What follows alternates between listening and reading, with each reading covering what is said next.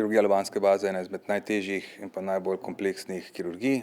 Seveda je to kirurgija, v kateri ne delujemo sami, ampak je to vključenih multidisciplinarni tim strokovnjakov, in sicer otorinolaringologov, nevrokirurgov, tukaj pa so potem še endokrinologi, paradiologi in oftalmologi, se pravi cel tim v našem primeru UKC Maribor.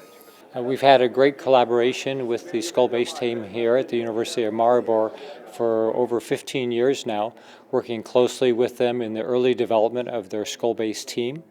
In fact, we pioneered a surgical telementoring program, which is a model for other centers to work together, helping them to develop their capabilities so that they can perform more complex cases. Over the years, we've taught many courses together, both here in Maribor as well as in Pittsburgh, and we continue to evolve and learn from each other by sharing these educational activities.